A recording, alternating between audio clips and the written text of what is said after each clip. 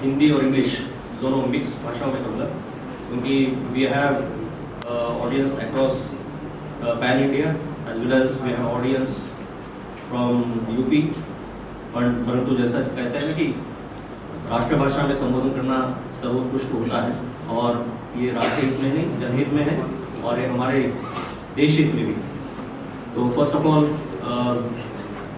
I thank Lucknow university for having me here. Dais पर बैठे हुए हमारे प्रोफेसर आलू राय साहब, प्रोफेसर विजेंद्र सिंह जी, प्रोफेसर मासूद सिद्दीकी जी, शांभवी मिश्रा जी, यहाँ पर इस सभागृह में बैठे हुए सभी हमारे अध्यापक वृंद और छात्रवृंद, all the online audience that is reading me, thank you for having me here. With those words मुझे ये बताने में बड़ी खुशी हो रही है कि पहली बार मैं इतने अच्छे ऑडियंस के सामने, जो रिसर्च में, जो अध्ययन क्षेत्र में, जो पठन पाठन कार्यक्रम में लगातार काम कर रहे हैं, उनके सामने मुझे संबोधन करने का मौका मिल रहा है। और मुझे भी पठन पाठन का, बेसिकली मैं एकेडमिशियन नेचर का हूँ, और आपको बताना चाहूँगा कि 2011 से 2015 के बीच में मैं भी जापान में था। वहाँ पर मैंने पीएचडी इकोनॉमिक्स में की। तो जब शांभवी जी ने मुझे कहा कि यार स्टैटिस्टिक्स डिपार्टमेंट में आना है, पॉलिसी इम्पैक्ट एनालिसिस के बारे में बात करने के लिए, तो I was very very happy and very glad कि मुझे पहली बार चर्चा करने के लिए, कुछ कहने के लिए मौका मिलने वाला है। तो जैसा कि everyone and whoever is hearing me here, इस ऑडियंस में मैं जानना चाहता हूँ कितने यहाँ पर PhD, research PhD, undergraduate PhD candidates हैं? जरा हाथ उठाएं। कितने पोस्ट ग्रेजुएट्स कर रहे हैं? कितने हमारे एडवाइजर्स हैं जो पीएचडी को एडवाइस कर रहे हैं प्रोफेसर्स में? I think I am at the correct audience. जो मुझे एक्सपेक्टेड था वही ऑडियंस यहाँ पर है। तो मैं सबसे पहले इसी पर पॉलिसी इम्पैक्ट एनालिसिस पे बात करना चाहूँगा। और आप जानते हैं कि नेशनल एजुकेशन पॉलिसी 2020 में लॉन्च हुई है, and it's in very very nascent stage और यंग स्टेज में अभी पॉलिसी इम्प्लीमेंटेशन चल रहा है। 3 साल 4 साल भी नहीं हुए, और जब डॉक्टर टी कस्तूरी रंजन साहब की अध्यक्षता में ये पॉलिसी बनी है, तो उसके पीछे मंशा ये थी कि बाय 2032 जो gross enrolment ratio higher education है, जिसको GER कहते हैं, दैट शुड गो टू 50%। मैं समझता हूँ कि बहुत बड़ा एम्बिशियस टारगेट है for states like northern Indian states like Uttar Pradesh, Bihar, Jharkhand, Madhya Pradesh. ये बड़ा एम्बिशियस टारगेट है। और तमिलनाडु में देखिए, तमिलनाडु में ऑलरेडी आपका हायर एजुकेशन में ग्रॉस एनरोलमेंट रेशियो बहुत एडवांस में होगा। एनीवन फ्रॉम तमिलनाडु या नहीं, ऑडियंस में भी कोई होगा, लेकिन आप देखिए सदर स्टेट्स में हायर एजुकेशन में जो ग्रॉस एनरोलमेंट रेशियो वो बहुत ज़्यादा है, और हम सबसे कंपैरिजन में नेशनल एवरेज है 25% के आसपास। उत्तर प्रदेश स्टैंड्स एट 24.8 और समथिंग। तो 2030 तक हम कितना ले जाएंगे, 2032 तक कितना ले जाएंगे, और 2047 जो हमारा सेंटेनरी ईयर होगा आज़ादी का, उस समय हम कितना ले जाएंगे, इसके लिए हमें वर्कआउट करना पड़ रहा है। बोथ वन इंफ्रास्ट्रक्चर मोड में, इंफ्रास्ट्रक्चर कितना हमें खड़ा करना पड़ेगा, उस समय हमारी आबादी कितनी होगी, उस समय हमारे मिडिल एजुकेशन और प्राइमरी एजुकेशन, मिडिल एजुकेशन से हायर एजुकेशन में कितने लोग आएंगे, उसके लिए हमें क्या क्या इंफ्रास्ट्रक्चर देना पड़ेगा, उस समय टेक्नोलॉजी क्या होगी। तो ये सब इम्पैक्ट हमें ये सब हमें कैलकुलेट करके रिवर्स कैलकुलेशन करना पड़ेगा। हैविंग सेड दैट, जब नेशनल एजुकेशन पॉलिसी इम्प्लीमेंटेशन का ही ये है कि it will take time to implement, और इसके आउटकम आने के लिए आपको थोड़ा इंतजार करना पड़ सकता है। तो right now when you are going for assessment of policy impact and assessment, तो मैं समझता हूँ कि ये एक एक्सटर्नल शॉक है as education sector as such. ये एक्सटर्नल शॉक है, पॉलिसी शॉक है। तो हमेशा जब पॉलिसी इम्पैक्ट एनालिसिस किया जाता है, तब बिफोर एंड आफ्टर का आप एनालिसिस करते हैं। और यहाँ पर स्टूडेंट्स और प्रोफेसर्स हैं, आप चाहते हैं there are different techniques, different statistical techniques, different econometric techniques, qualitative quantitative analysis अलग अलग हो सकता है। बट जैसे लेकिन शांभवी को मैंने अभी सुना, I think you are more focusing on qualitative, क्योंकि हो सकता है कि डेटा अभी अवेलेबिलिटी आपको कम हो सकती है, तो बेसिकली इस स्टेज पे आपको थोड़ा क्वालिटेटिव इम्पैक्ट एनालिसिस पे जाना पड़ेगा। तो जरूर जाइए। लेकिन जो चिंताएं हैं, जो माननीय मुख्यमंत्री जी के कहने में, अभी मैं लास्ट वीक कैबिनेट में था, तो ये चिंता आई थी कि नेशनल एजुकेशन पॉलिसी जब से इम्प्लीमेंट हुई है, जब से यूपी में सेमिनार सिस्टम आरंभ हुई है, तो लगातार केवल एग्जाम्स हो रही है, पठन पाठन का कार्यक्रम नहीं हो रहा है।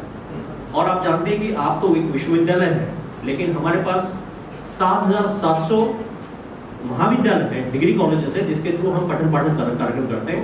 और उसमें से 80% 90% आपके प्राइवेट महाविद्यालय है, उसमें से 70% एंड प्लस रूरल एरिया में, ग्रामीण क्षेत्र में है। तो आपको ये, जब आप इम्पैक्ट एनालिसिस करेंगे, तो जो आपको जो वेरिएबल्स, को वेरिएबल्स आप जिसको कहते हैं, डिफरेंट को वेरिएबल्स, डिफरेंट आपको एस्पेक्ट्स आपको देखने पड़ेंगे। जैसे आपके प्राइवेट यूनिवर्सिटी भी है, पब्लिक यूनिवर्सिटी भी है, उसमें डिफरेंशिएशन क्या है।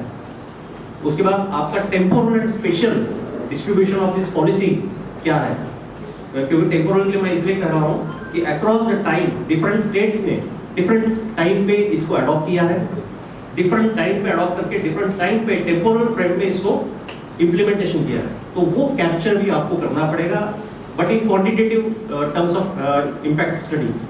क्वालिटेटिव में आप उसको केवल आप फीडबैक ले सकते हो, but whenever you go for quantitative analysis, please look into the temporal spread, please look into the spatial spread also, because you have so many states which are right now at they are participating as online audience. तो special distribution पे आप देख लीजिए कि policy implementation का special distribution कैसे हुआ है। उसके साथ साथ जैसा मैंने कहा, public versus private, rural versus urban, ये भी आप डिफरेंशिएट जरूर कराने का प्रयत्न कीजिए। तभी जब आगे हो सकता है इस पर बहुत सारे रिसर्च थीसिस आपको लिखना पड़े। अगले 3 साल के लिए आपको मैं अच्छे टॉपिक्स दे रहा हूँ, यहाँ पर मैं अच्छे टॉपिक्स आपको दे रहा हूँ, and then different techniques, because you can have difference in difference, you can have triple DID, then you can have data involvement analysis. और फॉर योर नॉलेज मैं बता दूँ कि मैंने अपना एक मेरा थीसिस जो था, I use data involvement analysis only across all the nation, and I studied policy impact analysis of as you know 1995 से लेकर 2000 तक हमने जो इलेक्ट्रिसिटी सेक्टर था उसका डिसमेंटलिंग किया था, और electricity distribution sector, transmission sector अलग किया था। डिफरेंट डिस्ट्रीब्यूशन सेक्टर्स को हमने डिफरेंट जगह पर अलग अलग उसके वो बनाए थे, डिस्ट्रीब्यूशन कंपनीज बनाई थी। किसी स्टेट ने ट्रांसमिशन और डिस्ट्रीब्यूशन को एक साथ रखा था, किसी ने डिस्ट्रीब्यूशन प्लस जनरेशन को एक साथ रखा था, किसी ने ट्रांसमिशन प्लस जनरेशन को एक साथ रखा था। अलग अलग स्टेट्स ने अलग अलग समय पर ये पॉलिसी अडॉप्ट की थी। तो that's why I am saying कि from my personal experience in research, आपको क्वांटिटेटिव बेसिस पर जब आप जाएंगे तो ये सब फैक्टर्स आप जरूर देखिए, रूरल वर्सेस अर्बन, देन जो अनऑब्जर्वेबल जो कोवेरिएबल्स होते हैं, जो दिखते नहीं है, वर्क कल्चर है अलग अलग स्टेट्स की, उसको आप कैप्चर कीजिए। बाकी सब आप कैप्चर करेंगे, जो ऑब्जर्वेबल वेरिएबल्स है उसको तो आप जरूर कैप्चर करेंगे, लेकिन मेरा बेसिकली एज अ स्टेट को फायदा तभी होगा जब क्वांटिटेटिव बेस्ड आप डेटा एनालिसिस करेंगे, डेटा स्टडीज करेंगे, और उसके बेसिस पे आप कुछ हमें रिजल्ट्स गवर्नमेंट को सजेशन दे पाएंगे। तब मुझे लगता है कि बहुत बड़ा आप कंट्रीब्यूशन यहाँ पर कर सकते हैं। But in limited span of 3 years, जो पिछले 3 साल में यहाँ पर हुआ है, UP is the first state जिसने ये पॉलिसी इम्प्लीमेंट की थी, नेशनल एजुकेशन पॉलिसी। और हमारी पहली जो ग्रेजुएशन पहला होने वाला है वो नेक्स्ट मंथ, अभी नेक्स्ट ईयर में होने वाला है।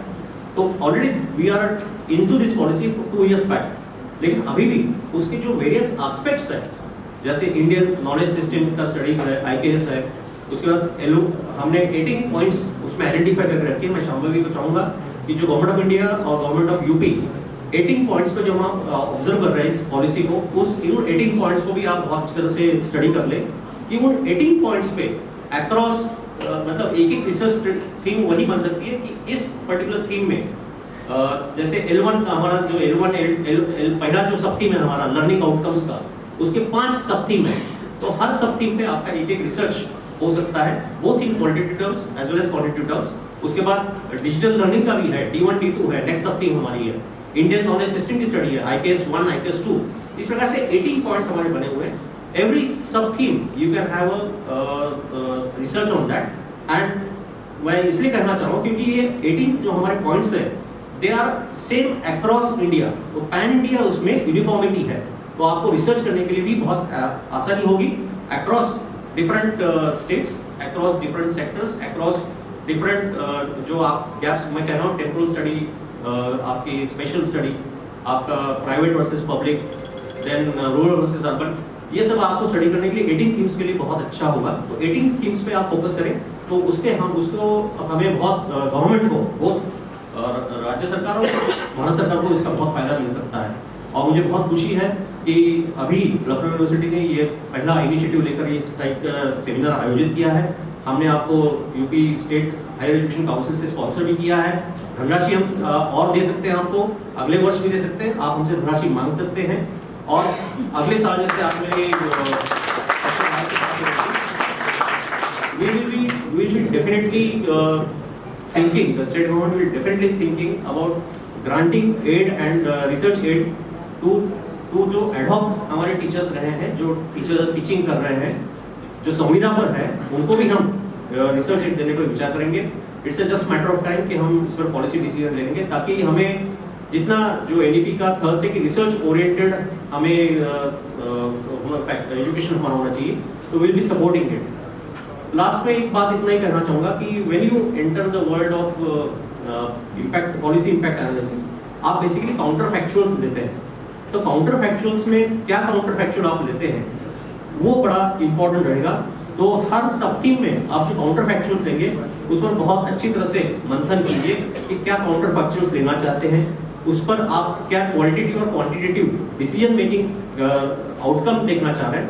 और जैसा मैंने कहा कि हमारे बेसिकली नेशनल एजुकेशन पॉलिसी हो, चाहे हायर एजुकेशन पूरा एज अ सेक्टर हो, as a economist I think, देखिए कोई भी जो इकोनॉमिक सिस्टम है, अर्थव्यवस्था है, उसको 3 फैक्टर रन करते हैं, कैपिटल, लेबर और टेक्नोलॉजी।